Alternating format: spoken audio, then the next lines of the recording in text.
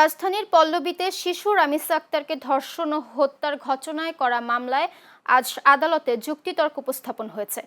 ঢাকা মহানগর শিশু সহিংসতা দমন ট্রাইব্যুনালের বিচারক মাসরুর সালেকিনের আদালতে দুপুর 11:15টায় যুক্তিতর্ক উপস্থাপন শুরু হয়।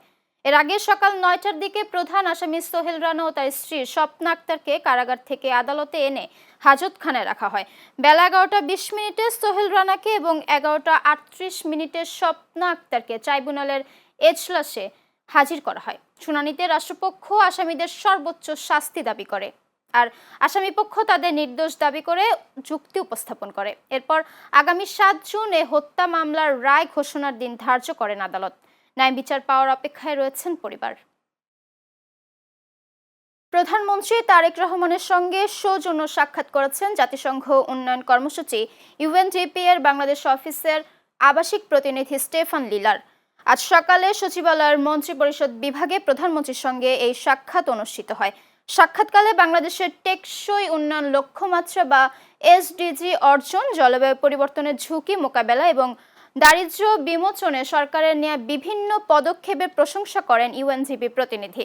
অন্যদিকে বাংলাদেশের উন্নয়ন অগ্রযাত্রায় ইউএনডিপির ধারাবাহিক সহযোগিতার জন্য ধন্যবাদ জানান প্রধানমন্ত্রী। একই সঙ্গে তথ্য প্রযুক্তি খাতের বিকাশ এবং স্মার্ট বাংলাদেশ বিনির্মাণে জাতিসংঘের এই সংস্থাকে আরও জোরালো ভূমিকা রাখার আহ্বান জানান তিনি। একই দিনে সচিবালয়ে প্রধানমন্ত্রী তারেক রহমানের সভাপতিত্বে বন্ধ কলকারখানা চালুর বিষয়ে মতবিনিময় সভা অনুষ্ঠিত হয়েছে।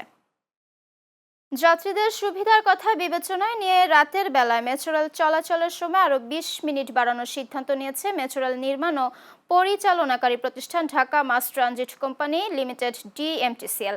আগামী 7 জুন থেকে নতুন সময়সূচি কার্যকর হওয়ার কথা রয়েছে। জানা গেছে, উত্তরা মতিঝিল উভয় প্রান্ত থেকে সর্বশেষ ট্রেন ছাড়ার সময় 20 মিনিট বাড়ানোর প্রস্তাব অনুমোদন পেয়েছে।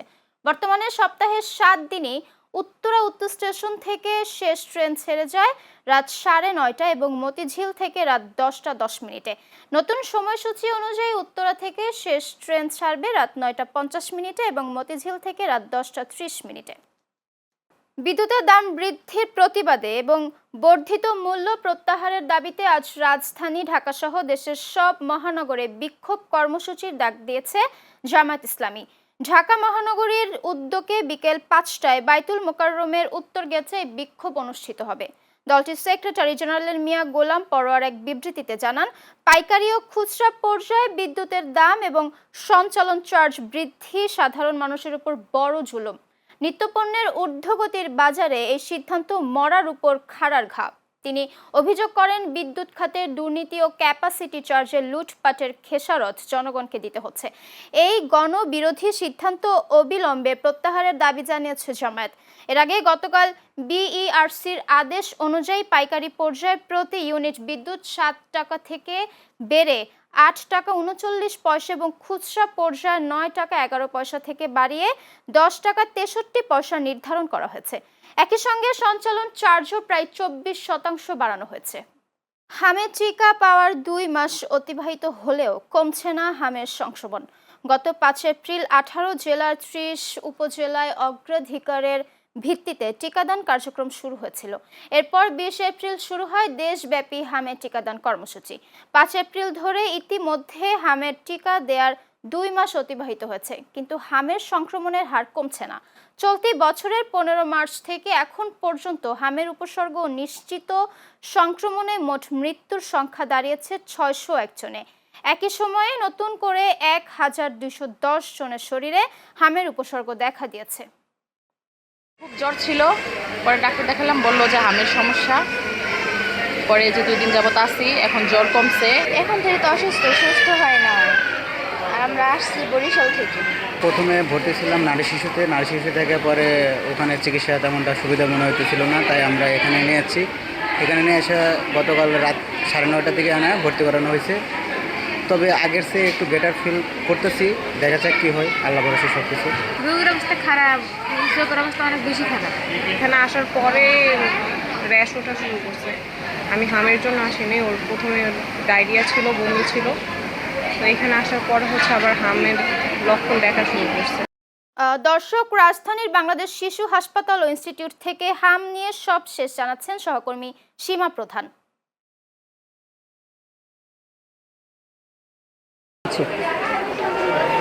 সঞ্জিদা, আজ সকাল থেকে যেমনটা দেখছি হাসপাতালের জরুরি বিভাগে বিরতি দিয়ে দিয়ে রুগীরা আসছে। এখনও দুজন রুগী বসে আছে, তাদের ভর্তি প্রক্রিয়া চলছে।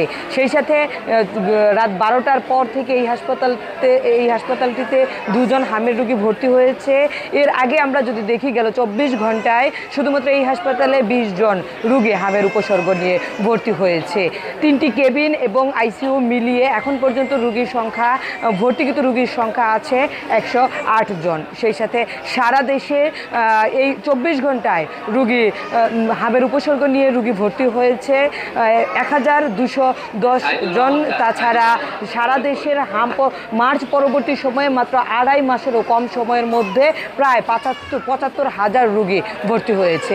তাছাড়া আমরা দেখছি এই সময়ের মধ্যে আবারও নতুন করে 7 জন রুগী মৃত্যুবরণ করেছে। তো সঞ্জিদা, হাম কিন্তু প্রতিদিনের ন্যায় এখনও বাড়ছে। সরকারের পক্ষ থেকে কিংবা চিকিৎসকের পক্ষ থেকে তারা নিরলস চেষ্টা চালিয়ে যাচ্ছে, তবে এই হাম কোনোভাবেও যেন থামানো যাচ্ছে না। আমরা প্রতিদিনের চিত্রে দেখছি নতুন করে রুগী আসছে, নতুন করে ভর্তি হচ্ছে এবং সেই সাথে কিন্তু প্রতিনিয়ত নতুন রুগীদের, বয়স্ক রুগী থেকে শুরু করে শিশুদের প্রাণ জ্বরে যাচ্ছে, এমনটাই আমরা দেখছি। তো সঞ্জিদা, এই ছিল শিশু হাসপাতাল থেকে আমার কাছে এই মুহূর্তে সবশেষ। সীমা, আপনাকে ধন্যবাদ। ফ্যামিলি ও কৃষক কার্ডের পর এবার নাগরিকদের জন্য ডিজিটাল হেলথ কার্ড চালু করতে যাচ্ছে সরকার। আগামী জুলাই থেকে প্রথম ধাপে বগুড়া, সিরাজগঞ্জ, খুলনা, নরসিংদী ও নোয়াখালীতে এটি পরীক্ষামূলকভাবে শুরু হবে এবং পরে দেশব্যাপী সম্প্রসারিত হবে। এই ইউনিক আইডি সম্বলিত ইলেকট্রনিক কার্ডে রোগীর চিকিৎসা সংক্রান্ত যাবতীয় ইতিহাস সংরক্ষিত থাকবে। কার্ডটির মাধ্যমে রোগীরা বিভিন্ন মেডিকেল পরীক্ষায় বিশেষ ছাড় পাবেন এবং বছরে একবার বিনামূল্যে স্বাস্থ্য পরীক্ষার সুযোগ পাবেন। বিএনপির নির্বাচনী ইশতেহারের এই প্রতিশ্রুতিটি বর্তমান সরকার নাগরিকদের চিকিৎসা সেবা আরও সহজ, আধুনিক ও সাশ্রয়ী করার লক্ষ্যে দ্রুত বাস্তবায়ন করছে।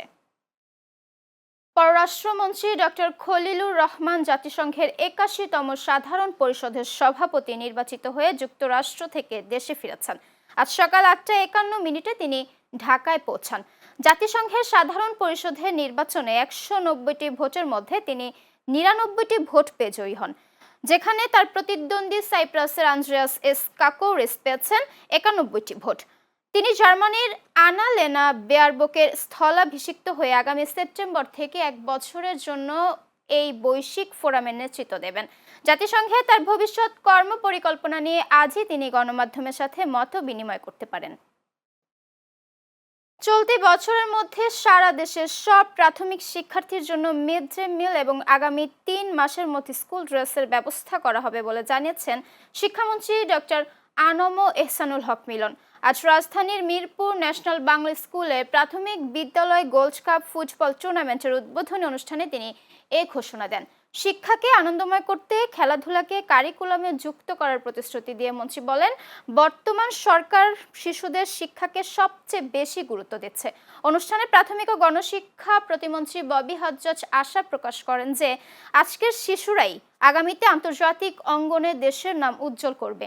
এছাড়া প্রধানমন্ত্রীর শিক্ষা বিষয়ক উপদেষ্টা মাহদি আমিন শিক্ষার্থীদের পছন্দ মাফিক যোগ্যতা অর্জনে একটি আধুনিক শিক্ষা ব্যবস্থা গড়ে তোলার প্রত্যয় ব্যক্ত করেন। প্রাথমিক শিক্ষা এটা হলো আমাদের জাতির মেরুদণ্ড। আজকে এখানে যারা উপস্থিত আছেন বৃহত্তর প্রাথমিক শিক্ষা পরিবারের অংশীদাররা, একদম সবচেয়ে চূড়ায় যিনি আছেন আমাদের মাননীয় প্রধান অতিথি জনাব এহসানুল হক মিলন এমপি থেকে শুরু করে সকল শিক্ষকেরা যারা আছেন, গার্ডিয়ানরা যারা আছেন এবং আমার শিক্ষার্থীরা, আমার আদরের প্রিয় স্নেহের শিক্ষার্থীরা যারা আছেন, সকলের প্রতি আমি বলছি, আমরা এই দেশের, আমাদের প্রিয় বাংলাদেশের মেইন স্তম্ভ হলো আমরা। প্রাথমিক শিক্ষা যতক্ষণ পর্যন্ত সবলভাবে দাঁড়িয়ে আছে ততক্ষণ পর্যন্ত সবল বাংলাদেশ দাঁড়িয়ে থাকবে। উত্তরের সীমান্তবর্তী জেলা নওগাঁ, যাকে বলা হয় দেশের ধানের রাজধানী, জেলাতে এবার ধানের বাজারে হঠাৎ দরপতনের দিশেহারা কৃষকরা। উৎপাদন খরচ বাড়লেও ধানের দাম কমে যাওয়ায় চরম হতাশা বিরাজ করছে তাদের মধ্যে। নওগাঁ প্রতিনিধি মেহেদী হাসান অন্তরের পাঠানো তথ্যচিত্রে বিস্তারিত ডেস্ক রিপোর্টে।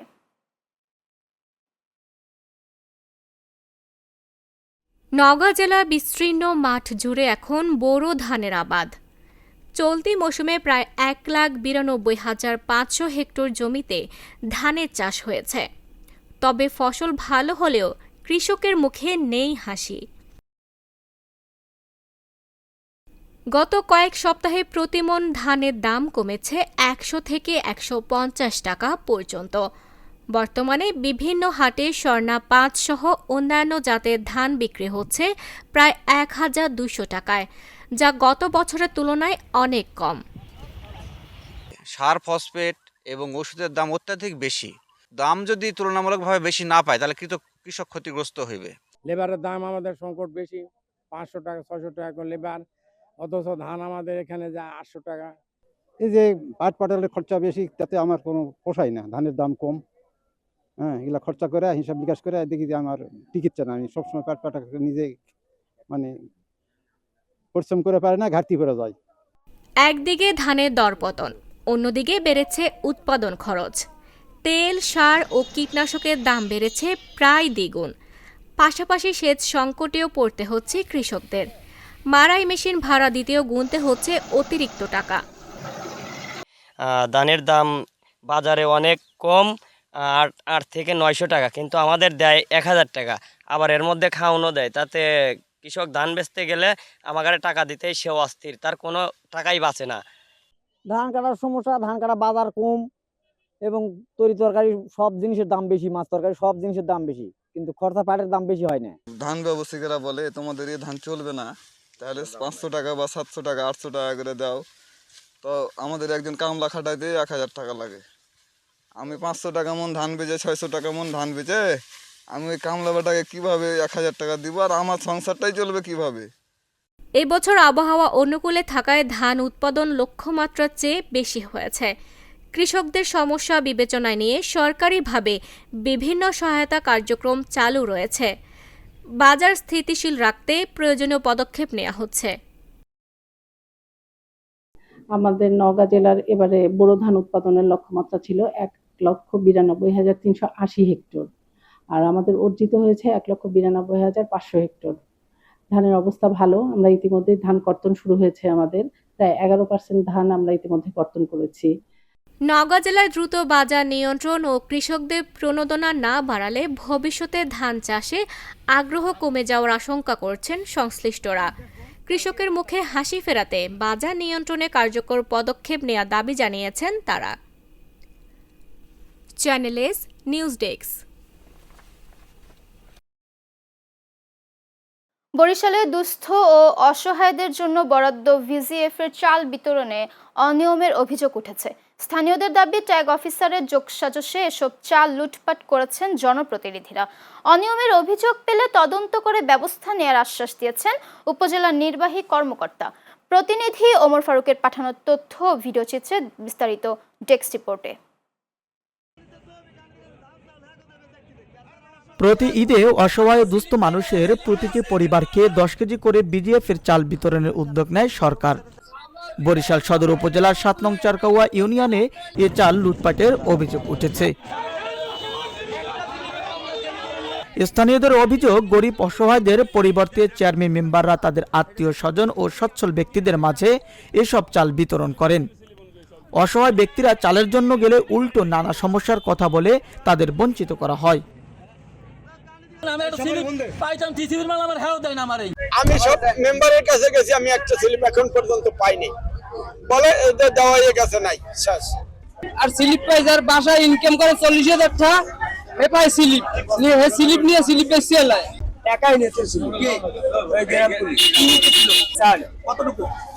50 কেজি, 9 কেজি, 10 কেজি জায়গায় 9 কেজি দেয়। 10 কেজি টাকা 9 কেজি, 10 কেজি দেয় না। না না, সচিবের আন্ডারে চালটা দেয়, আর এরা গ্রাম পুলিশ এরা অনেক পাশিয়াল করে সচিবের কথা লইয়া,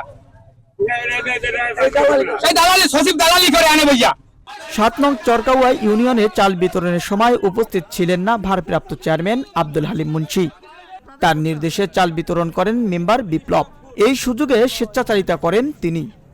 গ্রাম পুলিশ সাইদুর 50 কেজি চাল নিয়ে যাওয়ার সময় তাকে আটকান স্থানীয়রা। এ সময় সংবাদ সংগ্রহ করতে গেলে সাংবাদিকদের উপর চড়াও হন মেম্বার বিপ্লব। বিডিএফ এর চাল বিতরণের খবর জানেন না ট্যাগ অফিসার। খবর পেয়ে ইউনিয়ন পরিষদে আসেন তিনি, বলেন চাল বিতরণে অনিয়মের অভিযোগ পাওয়া গেলে ব্যবস্থা নেবে সংশ্লিষ্ট কর্তৃপক্ষ। কিছুক্ষণ আগে আমার ইউনো অফিস থেকে একজন ফোন দিয়ে বলছে যে ওই জায়গায় চাল বিতরণ করে আপনি কি জানেন? আমি বললাম তো না, আমি তো কোনো চিঠিও পাই না, জানিও নাই। আমি এই জায়গায় আসছি, এই জায়গায় একটা হয়েছে, এইটার একটা ডকুমেন্ট আমার লাগে যে এই জায়গাটা আমি জানলাম না। এর আগে সাংবাদিক আসলো কিংবা অন্যান্যরা আসলো, আমি মেম্বারে জিজ্ঞেস করলাম কে দায়িত্বে আছে, সে তারে পাইলাম না। ইভেন আমি যে জায়গায় আছি আমাকে তো বলবে যে আপনি কেন জান নাই। আমি জানছি, জানার পর আসছি, যে আসছি তার একটা ডকুমেন্ট আমার লাগে।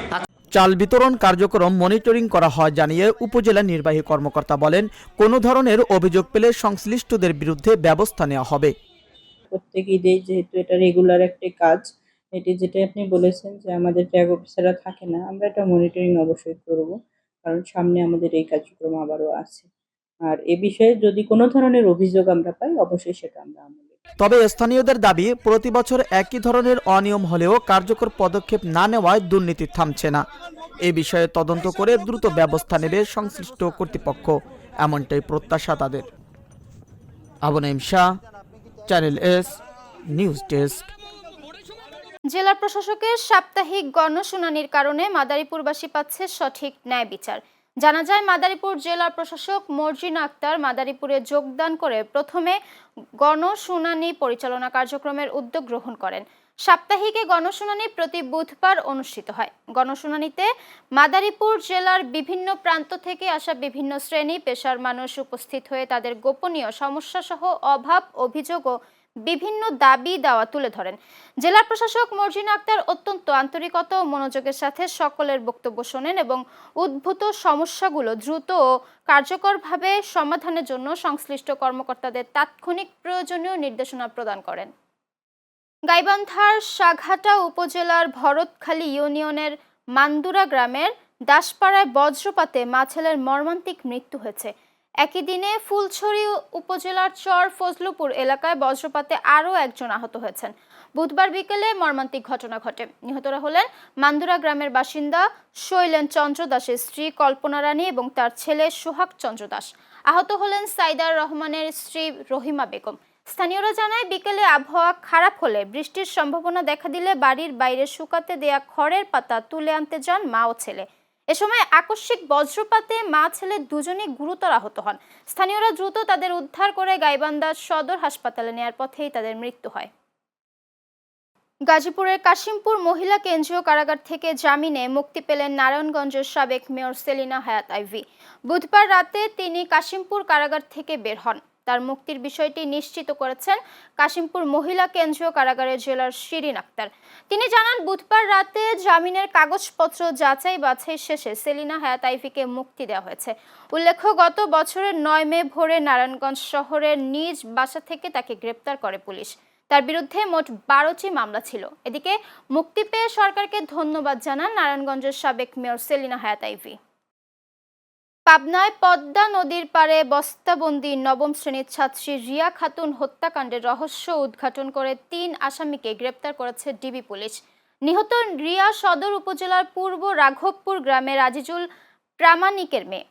বুধবার সন্ধ্যায় এক প্রেস বিজ্ঞপ্তিতে অতিরিক্ত পুলিশ সুপার রেজিনুর রহমান জানান, সকালে পীরপুর এলাকায় পদ্মা নদীর তীর থেকে রিয়ার মরদেহ উদ্ধার করা হয়। তদন্তে জানা যায়, মঙ্গলবার নাইমের বাসায় বেড়াতে গেলে আর্থিক লেনদেন নিয়ে কথা কাটাকাটির এক পর্যায়ে রিয়াকে শ্বাসরোধ করে হত্যা করা হয়। গ্রেপ্তারকৃত আসামিরা হলেন নাইম, ইয়াসিন শেখ এবং তুহিন প্রামাণিক। প্রধানমন্ত্রী কর্তৃক ঘোষিত প্রতি বছর 5 কোটি বৃক্ষরোপণের অংশ হিসেবে ব্রাহ্মণবাড়িয়ায় বৃক্ষরোপণ কর্মসূচি অনুষ্ঠিত হয়েছে।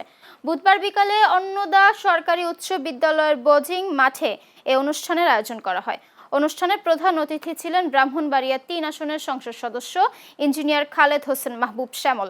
বিদ্যালয়ের প্রধান শিক্ষক সাবিনী ইয়াসমিনের সভাপতিত্বে বিশেষ অতিথি ছিলেন জেলা প্রশাসক মোহাম্মদ আবু সাইদ, সাবেক মেয়র হাফিজুর রহমান মোল্লা, জেলা বিএনপির সহ সভাপতি ABM মমিনুল হক সহ অন্যান্যরা।